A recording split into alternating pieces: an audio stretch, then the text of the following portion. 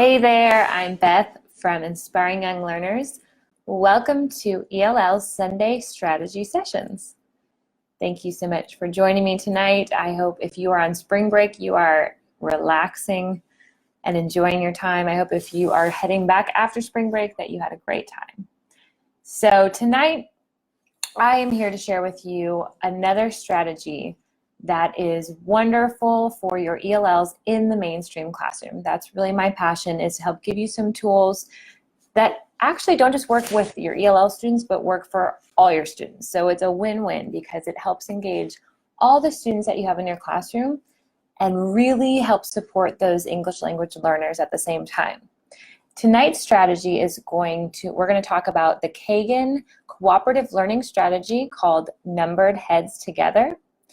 And this is a really easy one that you can implement across grade levels, across subject areas, which is why I want to share it with you, because if you're a high school math teacher, you can use it, and if you are a first grade teacher, you can use it as well. So again, my name's Beth from Inspiring Young Learners.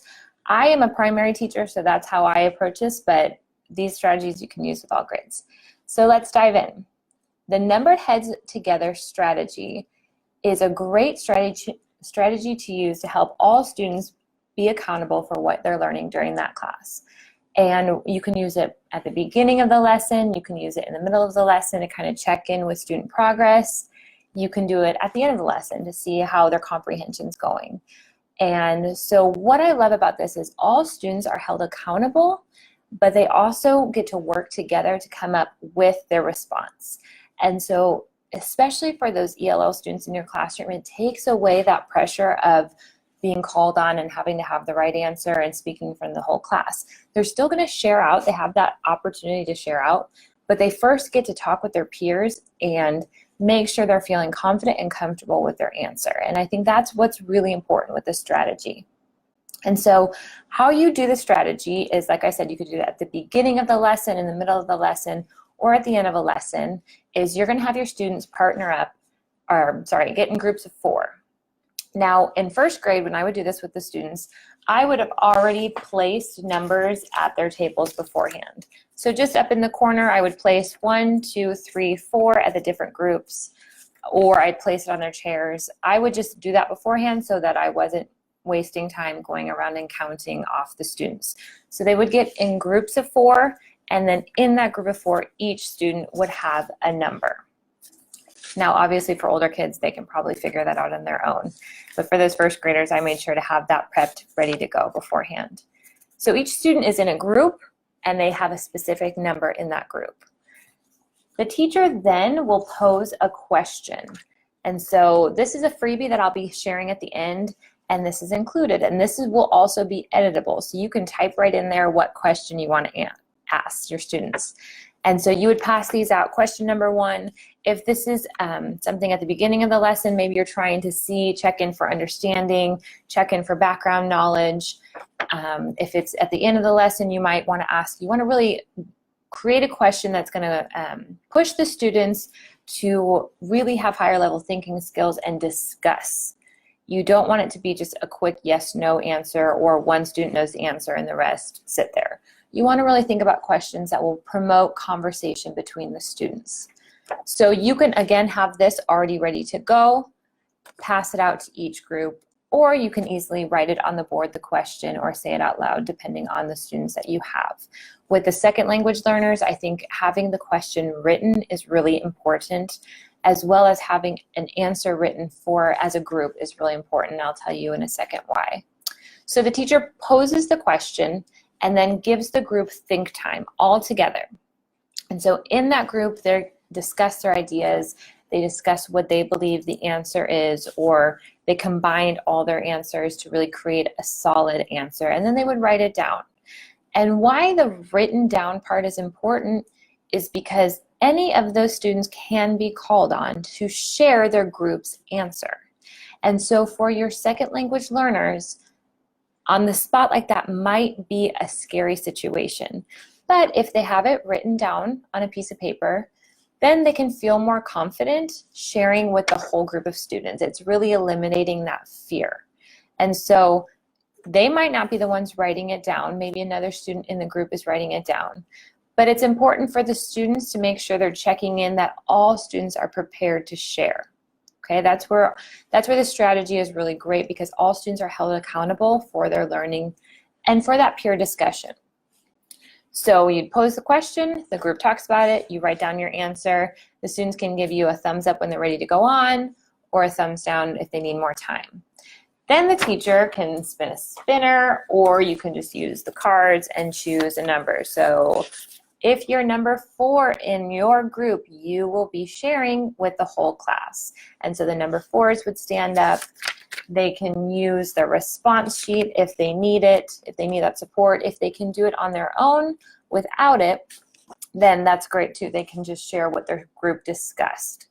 Now, something important here as well, especially with your ELLs, is giving that quiet check-in with the student after you called the number. So if you say, all right, number 4s, you are going to be the one that's sharing with the class, and kind of check in with the number 4s. Hey, give me a thumbs up if you're ready to share, if you feel confident about sharing, or give me a thumbs down if now that you know you're sharing, maybe you need another minute to discuss with your group. You want to give them that opportunity to feel confident and excited about sharing with the group. I can remember so many times of feeling on the spot, and English is my first language, and I froze all the time, and it made me feel really nervous about sharing in front of the class. And so this is just that second time that you're checking in and you're making sure, are you ready to go? You feeling great about this? Giving them that extra support is really crucial. So that student of each group will share the number 4. They share out their answer. You can then decide if you want to go on to another question, or if that was all you wanted to do with that strategy for during that part of the lesson. But you can see it's something so quick to throw in during the lesson to make sure to check in for understanding, to give opportunities for academic conversation. That is something that I am so passionate about, is giving the students time to talk, to really process what they're taking in and share it with peers and learn from their peers, because that's where they will really start to take off in English, is when they have those authentic opportunities to speak with their peers specifically. And so these are strategies that I love doing in the middle of a lesson, or if the kids just kind of seem like they need a quick break and need time to talk, but still staying focused on the lesson. This is one you can break into really quickly, and then you can move right along. So a few of those tips then for specifically working with ELLs in the mainstream classrooms would be to have a sheet to write it on so that they have that extra support. I also recommend having an expectations chart so that they know exactly what they should be doing and at what time. You don't want to leave anything confusing, or just they're not sure exactly what the expectation is. When you're clear with that from the beginning, then the students will really excel in these strategies. And then as you go on and you do them more frequently, they won't need those expectation charts. But especially at the beginning, I think it's important to really make clear what you want the expectation to be when they're in the group setting, how the conversation should be going.